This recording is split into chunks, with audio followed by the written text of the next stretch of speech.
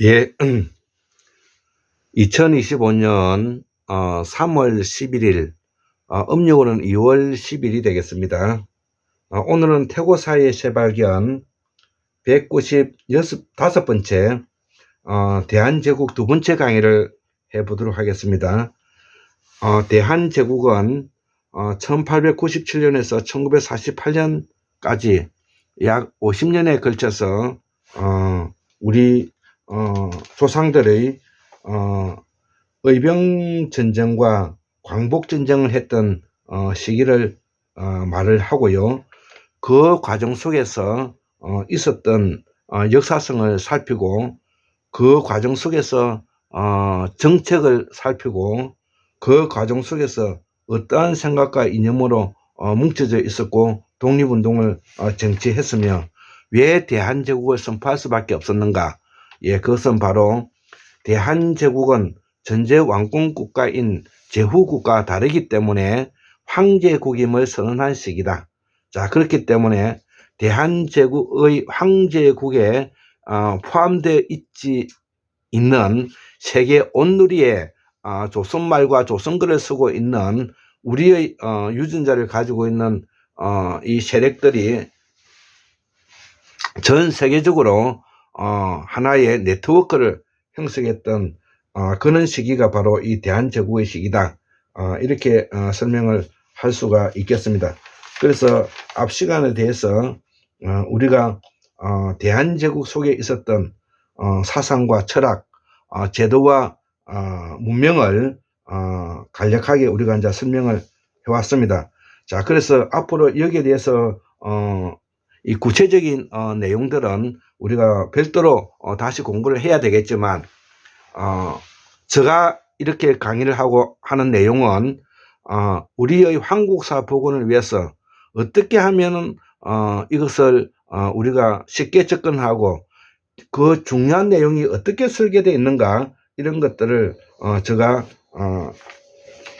꾸준히 뭐냐면은 적고 있기 때문에 지금 오늘 요 두 번째 강의입니다. 여기 두 번째 강의인데 여기 있는 요거까지 두 페이지에 걸쳐서 제가 썼던 내용인데, 요 내용과 더불어서 제가 우리 대한제국의 대학자인 백성의 나라 대한제국, 한국 근대화의 정치사상, 가보배령과 아감망명, 갑진회령과 국민전쟁, 대한민국 국호의 유래와 민국의 의미, 이 5권이 완전히 앞으로 계속 공부를 많이 해야 되고, 좀 더 깊이 공부를 하면은 저 뒤에 있는 지금 대한제국기의 정책 사로집이라 해가지고 8권을 공부를 해야 되는 것입니다. 자, 그래서 이 대한제국은 다른 샤먼제국이라고 하는데 황제국을 말하는 것입니다. 황제국은 제후국과 다른 것입니다. 자, 그렇기 때문에 세계의 온누리에 퍼져 있는 조선의 후예들이 황제를 향해서 대한민국을 선포했다, 이런 내용이 되겠고요. 그렇기 때문에 황제는 하늘의 제사를 지내는 것입니다. 자, 그렇기 때문에 사직단의 제사를 지는 제후국하고는 다른 것입니다. 이시 왕조는 제후국이다. 그러나 세조와 고종이 바로 황제에 등극했다. 이렇게 이해를 하면 되겠습니다. 자, 그래서 앞 시간에 강의했던 내용은 대한제국이 어떻게 해서 대한제국으로 선포하게 되었는가, 그 내용을 간단하게 설명을 했죠. 자, 그래서 우리가 임모군란, 그 다음에 갑신정변, 가보기의 을미사변, 대한제국으로 이어지는 요 과도기의 이야기를 우리가 좀 이해를 해야 되겠고요. 자, 그래서 대한제국을 선포하고 난 이후에 우리가 가보회란과 여기 있는 가보회란과 갑진회란을 이해해야 되겠고, 그 다음 이 말은 쉽게 말해서 일본에게 나라가 국권이 뺏겼다는 말이 되겠습니다. 쉽게 말해서 가보회란과 갑진회란, 그 다음에 우리가 한일병합, 그 다음에 상해 임시정부, 그 다음에 해방, 상해 임시정부 해방, 그 다음에 미군정, 이렇게 이어져 가는 겁니다. 자, 그래서 요 내용은 오늘은 두 번째 강의로서 대한제국을 왜 선포했는가, 그리고 50년 동안에 일어났던 이야기들을 제가 적었던 내용을 정리하면서 읽어보고 강의를 마칠까 합니다. 대한제국은 한국사의 운명에 비상대권, 비상경과 같은 특수한 상황임을 알 수가 있다. 자, 그래서 이 대한제국 시대 때 일어났던 여러 가지 정세를 보면 첫 번째 원로주의를 설명해 보겠습니다. 전 아메리카 대륙에 대한 미국의 일방적인 보호를 명령한 은명한 원로주의는 1823년도에 당시 미국은 주요 열강의 수준에 미치지는 못했지만 그래서 30년 동안의 원로의 정책은 국외에서는 완전히 무시당했다는 것이죠. 자, 미국이 독립한 것은 1776년입니다. 그래서 서양 코쟁이들이 바로 조선의 유민들이 살고 있는 조선의 말과 조선의 글과 조선의 종교를 가지고 있는 미주 대륙을 이들이 뭐냐면 빼앗아간 것이죠. 자, 그래서 두 번째는 1845년 원로주의는 1823년도에 있었던 것이고요. 1845년 그러니까 미주 대륙에 있어서 미국이 어떻게 이제 변해가는 과정을 지금 설명하고 있는 것입니다. 자, 그래서 1845년도에 와 1848년 그 유명한 공산주의 그 선언이라는 말이 나오는 거죠. 마르크스 엥겔스가 공동 선포한 1848년 영국과 스페인이 아메리카 일부 지역의 거점을 확보하려 하자 제임스 K. 폴코 대통령이 원로주의 원칙을 재천명하게 되었다는 것입니다. 자, 그래서 이때에 미국의 일방적인 명령으로서 원로주의를 주장하고 있는 원로주의가 1823년도에 넘어서 1845년도에 폴코 대통령이 원로주의 원칙을 재천명하게 되었다. 자, 세 번째, 이후에 미국이 세계 열강의 대열에 서자 원로주의는 그 영향을 인정받게 되었다는 겁니다. 자, 그래서 미국이 세계 제국주의로 팽창해 가는데 이 원로주의가 매우 큰 역할을 하고 있다는 이야기입니다. 네 번째, 1904년 이제 훌쩍 시간이 지나서 1900년대에 들어와서 루즈벨트가 아메리카 대륙의 경찰로 자처하자 유럽 열강들이 불만이 많았다는 것이죠. 자, 이때 1904년도에 벌써 들어올 때 루즈벨트가 아메리카 대륙의 경찰권을 자처하자 유럽 열강들이 불만이 많았다는 것입니다. 자, 그래서 이 카리브 연안에까지도 자주 개입을 하였다는 것입니다. 다섯 번째, 1930년대에 미주 기구 OAS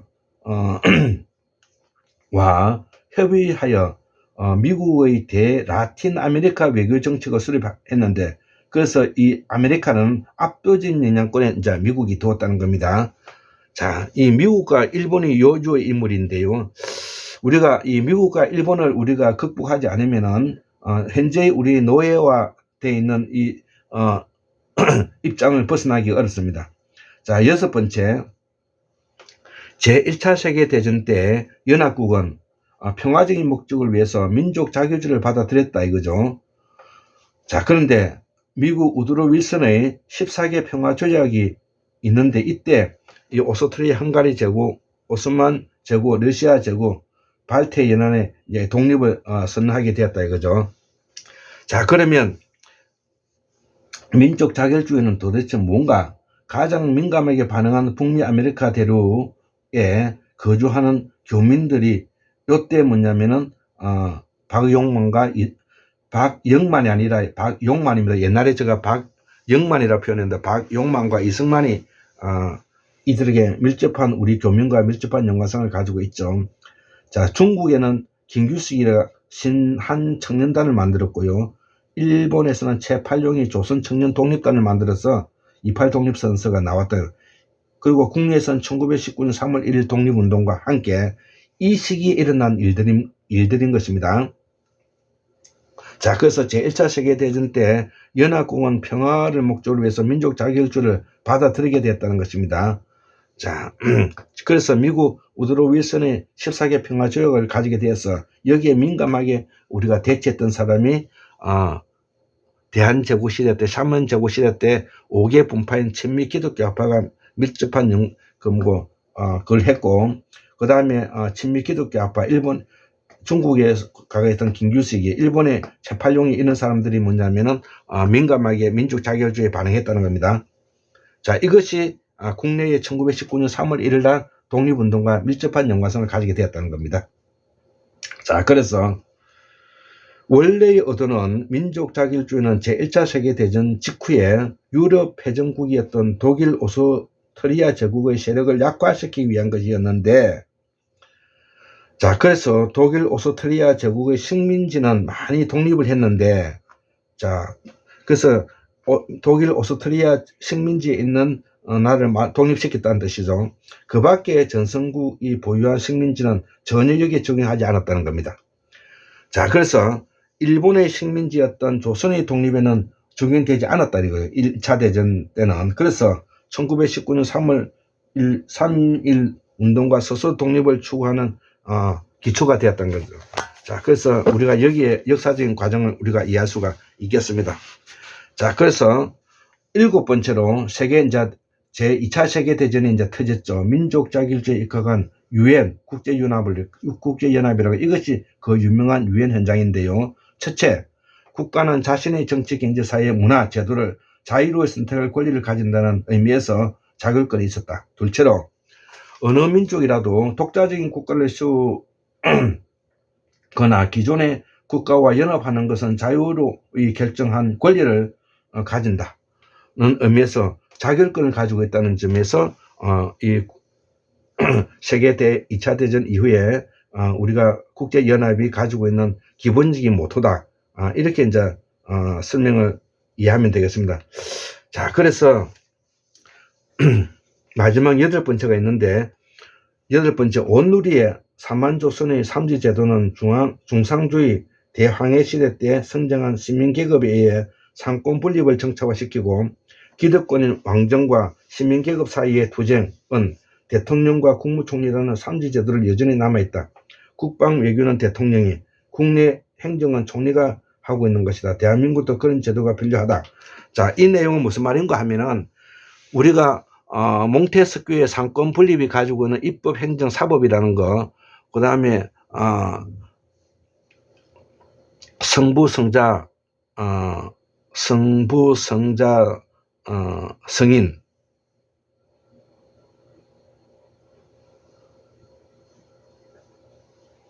그 다음에 조계종에서 가지고 있는 점 3개, 다 이런 것들이 뭐냐면은 이 삼지제도에서 나온 사상이기 때문에 그렇습니다. 자, 그러기 위해서는 아메리카 대조선을 이해하기 위해서는 이 대명조선과 열도조선, 그 다음에 해동조선에 가지고 있는 15세기의 우리가 역사를 좀 이해해야 된다. 그런 측면에서 제가 이걸 적어 보은 겁니다. 자, 대명조선은 이게 조선 우리와 같은 유민들인 겁니다. 이게 명나라다 이렇게 보면은 역사를 이해하기 어렵습니다. 대명조선이 이때의 스타가 바로 정화의 대황해 시대인데요. 1405년에서 1433년에 걸쳐서 영락제 6번, 선덕제 1번, 총 7번에 걸쳐서 총 7번의 식민지 정책을 이 대황해 정책이라 하는데, 이에서 합법적인 조공을 받아들인 거죠. 합법적인 조공으로 우리가 받아들였는데, 이거는 다른 말로 말하면 식민지화했다는 뜻이죠. 조공을 받아들였다는 것은 식민지화했다는 것입니다. 그 이후로 잔존 세력들이 전 세계를 누비게 하였는데, 그 결과로서 북미 아메리카에는 새로운 양반이 생겨났고, 인디언들이 원주민들에게 새롭게 지식 기반의 양반들이, 우리가 조선 양반이라고 표현하죠. 박인수 선생님의 책에 보면, 이들은 우리는 아메리카 대조선이라 한다. 이후에 60년이 지나고 1492년도에 크리스토퍼 콜럼버스가 아메리카 신대륙에 도착했는데, 이때 이들은 여기가 인도라고 생각했다. 그 이후 이들이 집중한 것은 중상주의 노예무역이고 라틴 아메리카의 식민지 정책이었다. 그러니까 이 정책에 스페인, 포르투갈, 전 세계 영국, 프랑스 온갖 사람들이 모여드니까 거기가 얼마나 발전하게 되었겠습니까? 자, 그래서 여기에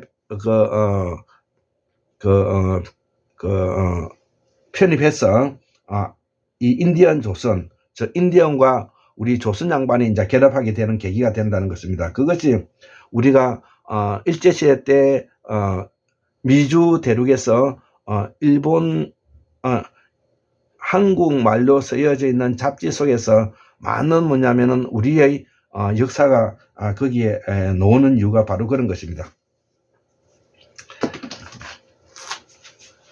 자, 그래서 여기서 벌어진 이 원주민과의 투쟁이 아메리카 대조선과 대서양을 건너온 식민지 국가와의 식민지 쟁탈전이었는데 그 결과 세계 1차, 세계 2차 대전인데 이 전쟁은 모두 제국주의 강국들이 약소국을 식민지화하는 과정이다 이거죠. 이 약소국의 저항이 결국 국제연합으로 만들어졌고 여기서 승리한 제국주의가 지금의 패권 국가를 여전히 행사하고 있는 중이다. 예, 이것을 우리가 이해해야 되겠습니다. 자, 그래서 우리가 대한제국 선포 후에 50년 동안의 한국사의 3원 제국은 다시 대한민국은 북한, 조선으로 분화되었고 북한, 조선, 조선족, 그 다음에 한국으로 분화되었고 그 다음에 대명조선은 중공으로, 열도조선은 일본으로, 해동조선은 삼국으로 분열됐다 이거죠. 그 중심에 대한민국이 이제 있다는 거죠. 삼국으로 분열되었다는 것은 북한, 남한, 그 다음에 북조선, 조선족, 예, 이렇게 이제 3만으로 분리했다. 이것을 앞으로 이제 통일해 가야 될 과제가 이 한국사의 숙제다. 이렇게 설명할 수가 있겠습니다. 예, 감사합니다.